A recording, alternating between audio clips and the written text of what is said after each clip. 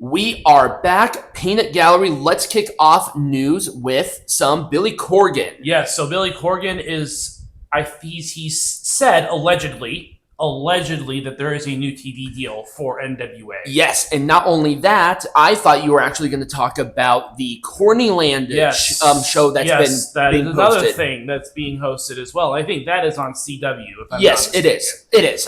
It is. I watched it. So far, it is good. It is actually really good stuff. Mm-hmm. So Mari Gold introduced their new titles. Well, they only have 2 titles from what I saw. Yeah, it's the world champion and the, I think, openweight or national champion. Yeah, something like that. They're cool belts. Anyways, yeah, just starting out with a couple of new champions. So it remains to be seen what the relationship with WWE is like. But we're going to really have to see when they run their first show. When is the first show again? I don't remember off the top of my head. I had it on there last week. Yeah, you did. But I think it was sometime in June. So poor Tammy Sitch. I have no sympathy for this fucking fat bitch. But she is apparently dealing with some issues. Good. In prison. Good. Yeah, she hasn't had a good time. Are they health issues? Yeah, they are. Well, I think it's like liver issues or something like that.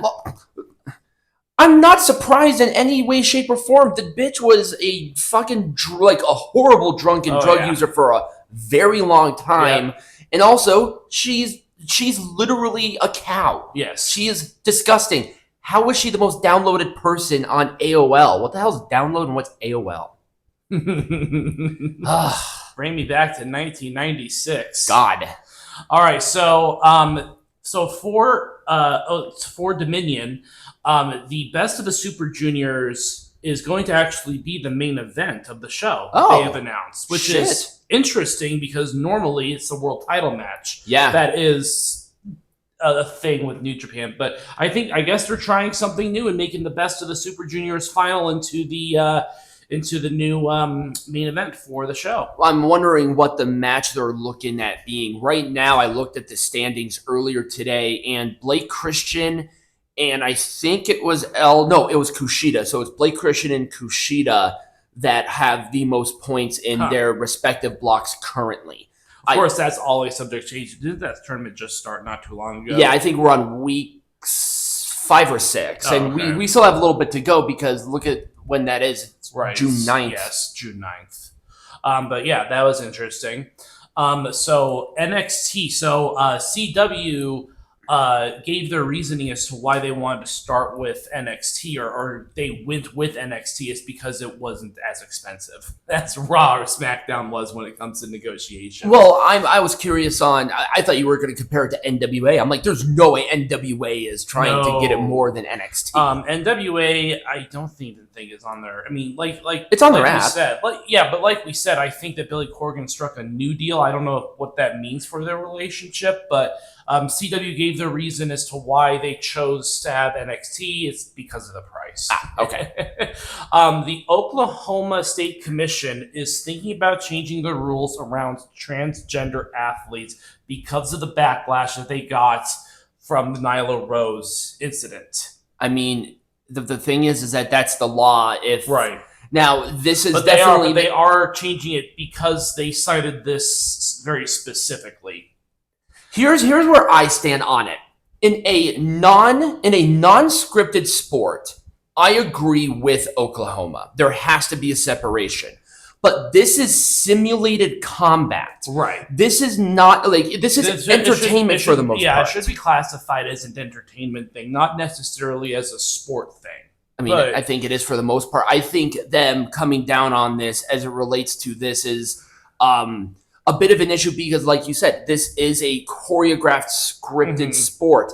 It's entertainment. Yeah. You have to treat pro wrestling as theater. Right. So in theater, you have males and females working together, and sometimes they have fight scenes and all of that. So it's like, what's the difference between that and pro wrestling? Right. So anyways, all I know is that it's kind of spurring Oklahoma to look at those rules again and kind of change them, which very progressive move on them. But yeah, I hope they don't, but that's just me. All right, so let's talk about Darby Allin. Number one, I understand why he's teaming up with Team AEW because he's Eddie, one of their original. And then Eddie Kingston broke his leg. Yeah.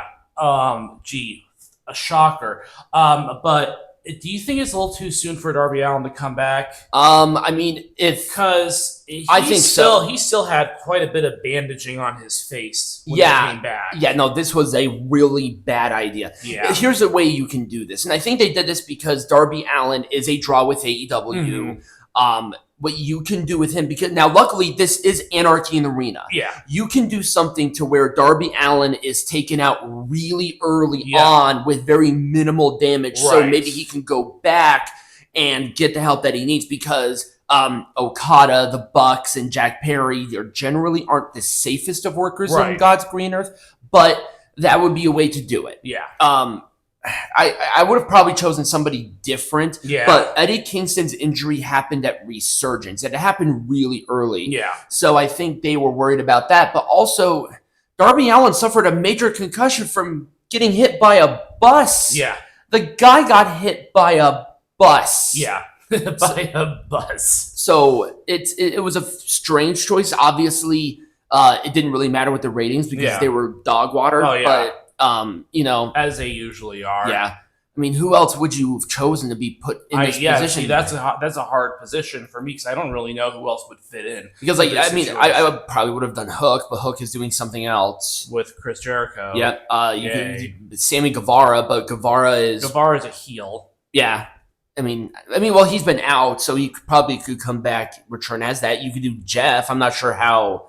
Oh, Jeff Hardy. Yeah, he's been cleared. He was cleared to compete. Yeah, but I wonder if there's some sort of I don't know. Maybe some sort of backstage issue regarding him in AEW. Maybe, but yeah. So the All In Summer Series is happening at a esports arena, which is interesting. And what was the name of the esports arena? You know what? I don't remember the name of it, but I know the seating capacity is about 3,000 people. The other thing about it too is since it's an esports arena, it's not like a traditional arena. It's more like an amphitheater. Right. So like you only have the seating on one side. You know, I'm fairly curious on how they're going to do this. We've been telling these morons forever to get out of these big ass places. In esports arena, you can really do some creative stuff with this, and I don't think it's necessarily a problem. You can do a lot of really cool stuff with I think that with something like the esports arena, the lighting is set up to have most of the spotlight be on the action anyway. So you have that going. It works really well. You know, with UFC going to the Sphere, I wonder if they're going to look at that as inspiration regarding that. I can't remember when that event is, but yeah, the UFC is doing an event in the Sphere.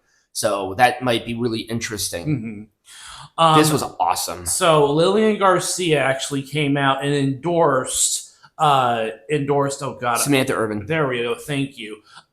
Just because of all the backlash that she's been getting as of late, because of her style of announcing or being a ring announcer. She's fucking. I love. She is currently my favorite. She's awesome. Yeah, she is. And with the other, I can't remember the other girl's name, who moves to SmackDown. Alicia now. Taylor, I think her Alicia name is. Taylor, I think. She moved to SmackDown, so now Raw and SmackDown have female ring announcers. Not only female, but African American. Both of them are black. That's true. But she's pretty good too.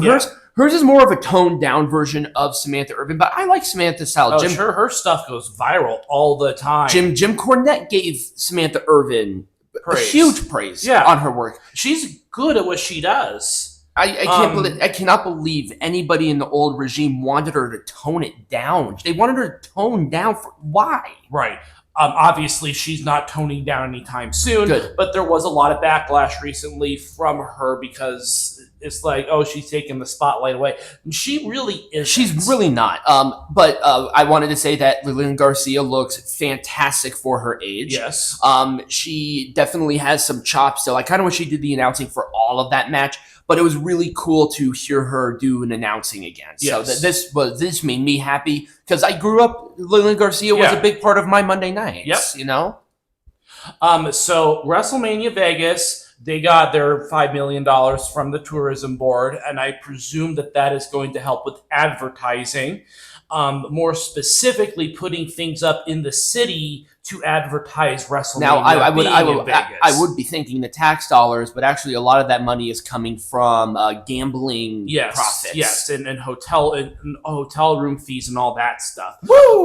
But yeah, I think that they did that initial investment because they want to get some stuff put in place in the city before they come. There's a lot to do. There is. WrestleMania has become this whole entity, and I'm thinking like little temporary statues and stuff. I think people can take pictures and all that fun stuff. I think they should do a SmackDown or a Raw in the parking lot of Caesar's Palace just for that old nostalgia. Oh, that'd be awesome. Well, I don't think Caesar's Palace has a surface parking lot anymore like they had. Oh, they don't. They just have parking garages. Well, it would also be a good time because in April it's not like super hot, right? Because right now it's the 19th. Yeah, it's the 19th and 20th, which again, that's also Easter weekend, so it's an interesting weekend to have WrestleMania. But hey, if they wanted it, they have it. Yep, I'm excited.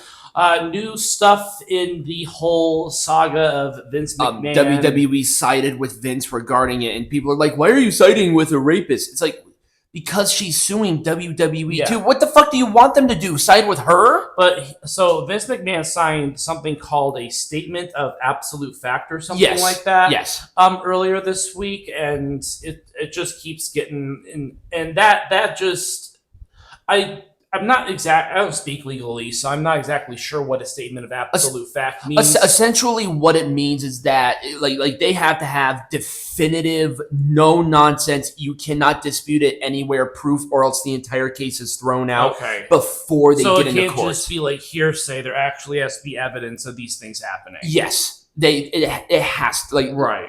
That's why it's the state of absolute fact, and if they don't present that to the judge pre-trial, this is. Once again, I'm not sure, but I did look this up. This was my interpretation that if they don't present these boom, boom, boom, hardcore, this was definitely their fact. Yeah. The case is thrown out entirely, and then WWE also sided with Vince within this absolute because they're defending themselves, right? So it's crazy. All right. What was this one? I was confused about this one. So Liv Morgan, her little marijuana arrest video came out this week. I did. I saw it. I was almost gonna pull it, but it was a long video. Yeah, it was a pretty long video. It was also very. It wasn't really interesting. Yeah, it was just, if you've seen a drug arrest on TV before, this is no different. No, it was just somebody that we sort of recognized. Yep. She looked kind of stone-faced the entire time. It was really weird. I mean, I'm sure she was stoned. All right, let's talk about poor Ivar here. Dave Meltzer obviously was wrong. He said that this injury was not that serious. Well, so apparently this is serious enough to possibly have him retire. Yep. He's going to have surgery. They're going to explore that option. And I think it's a back injury. Back injury? It's either a back or a neck, because I know that he had a pre-existing neck. It's somewhere on the spinal column. Yes. He had a pre-existing back issue. I can't remember what it was, but he got injured earlier. Yep. And then I almost said Eric Rowan for some reason. No, Eric from Viking Raiders. He's out with a neck injury right now. Right, they both have had neck and back issues, but keep in mind too that they are both they're both in their 40s at this point. So I mean, their career is pretty much there's more behind them than there is ahead of them. Absolutely. I'm hoping. Here's my hope, and at the end of the day, this sucks that your career might be cutting a little bit short. It's not obviously the end. Edge and Bryan Danielson came back from very serious neck injuries, and also you can do things outside of ring stuff. Yeah. They obviously have some sort of work to where conditioning can be a big factor for them. I think both of them would be good trainers for making certain characters work. Yep, and they would also be a good. They're good for big guys too. So they know how to move around like they're not big. Right, and they know how to, and it would be a great asset for them to train the larger guys to not be maybe so forceful, because when you are bigger, sometimes you don't know your own strength, and that's sort of why Nia had to be pulled back a little bit, because she is a bigger girl. Right. So having that, is that bothering you? Yeah, a little bit. But that sucks. Yeah. That, you know, that's kind of where it goes. Yep. But anyways, that's kind of what's been going on. But when we come back, we have an interesting topic. Okay, let's get into it. All right.